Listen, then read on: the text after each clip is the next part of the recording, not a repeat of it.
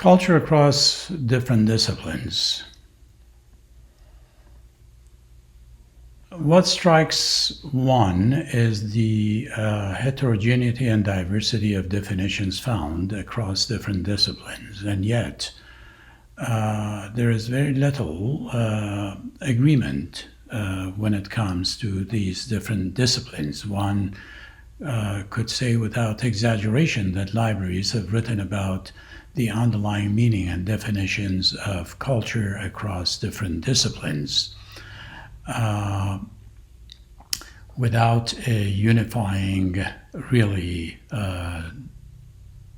definition to speak of. Duranty provides a comprehensive overview of these definitions and the theoretical orientations that they are driven by. There are quotations, as a matter of fact, in his great book of linguistic anthropology of prominent scholars in different disciplines. For instance, a quotation from Karl Marx, the father of Marxism, or historical materialism, argues that culture is a mediational tool. It is an instrument of labor. It is a thing or a complex of things which the laborer interposes between himself and the object of his labor, and which serves as the conductor of his activity. He makes use of the mechanical, physical, and chemical properties of some substances in order to make other substances subservient to his aims. The earth itself is an instrument of labor, but when used as such in agriculture implies a whole series of other instruments and a comparatively high development of labor. Now, obviously, many people are oblivious to the material or materialistic dimension of culture.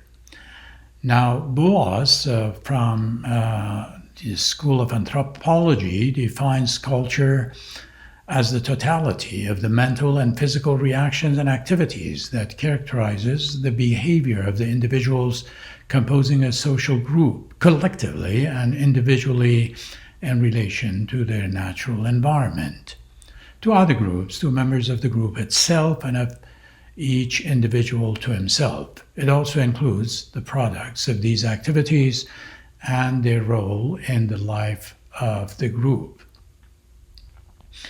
Culture has also been defined as a system of symbols, signs, a system of communication.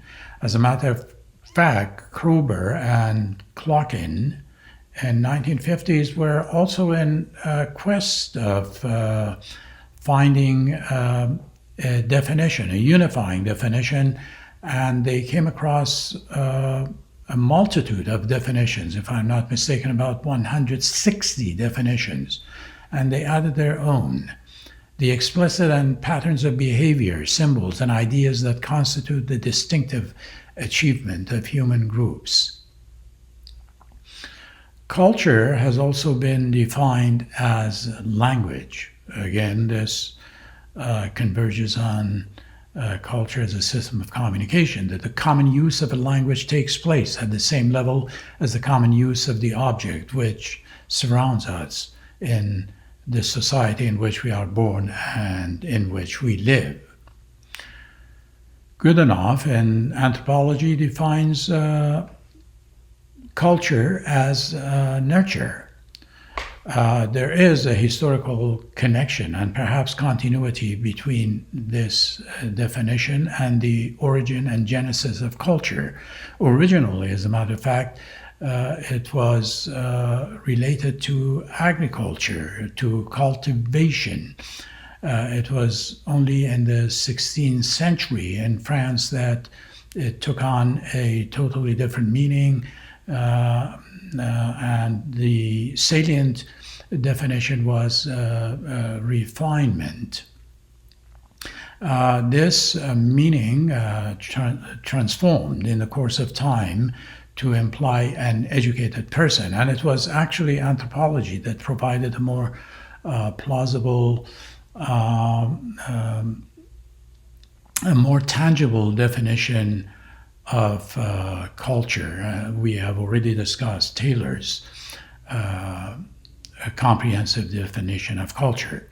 So in this context, Goodenough defines culture as a society whose culture consists of whatever it is one has to do or believe in order to operate in a manner acceptable to its members and do so in a role that they accept for any one of themselves. Culture being what people have to learn as distinct from their biological heritage must consist of the end product of learning knowledge in a most general way, if relative sense of the term. By this definition, we should note that culture is not a material phenomenon. It does not consist of things, people, behavior, or emotions. It is rather an organization of these things. It is the forms of things that people have in mind, their models for perceiving, relating, and otherwise interpreting them. This actually reminds me of a definition provided in philosophy by Hofstede, who calls culture a collective programming of the mind. Now, a very simple and straightforward definition given by Hall is the sum total of a way of life of a people, patterns experienced by individuals as normal ways of acting, feeling, and being. Again, going back to culture as a system of communication, the means by which a community communicates, a commonly agreed upon set of meanings and interactions with one another. Going back to anthropology again, Oswald defines culture as something that is learned rather than being something which is innate. In anthropology, culture is the learned and shared behavior patterns, characteristics of a group of people.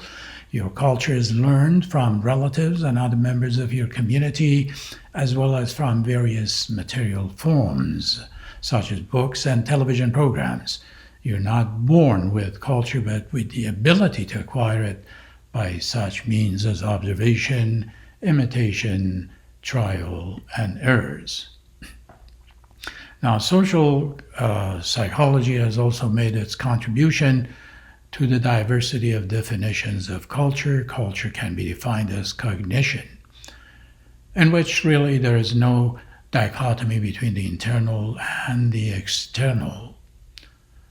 The proper unit of analysis for talking about cognitive change includes the socio-material environment of thinking.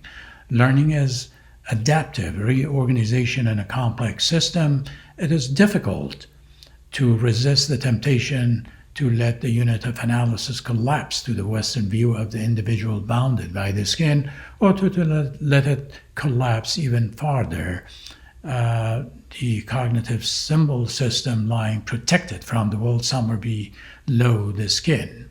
But as we have seen, the relevant complex system includes a web of coordination among media and processes inside and outside the individual task performance. Geertz has an interesting take about culture.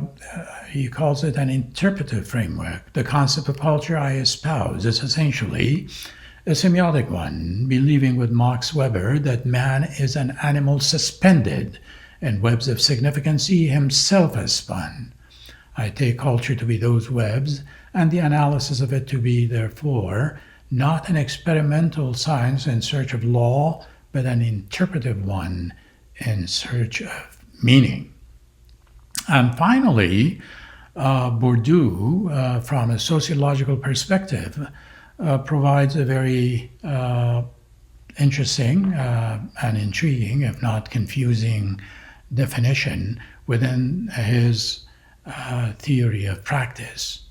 So a practice insists, contrary to positivist materialism, that the objects of knowledge are constructed, not positively recorded, and contrary to intellectual idealism, that the principle of this construction is the system of the structuring dispositions, or the habitus, which is constituted in practice, and it is always oriented towards practical functions.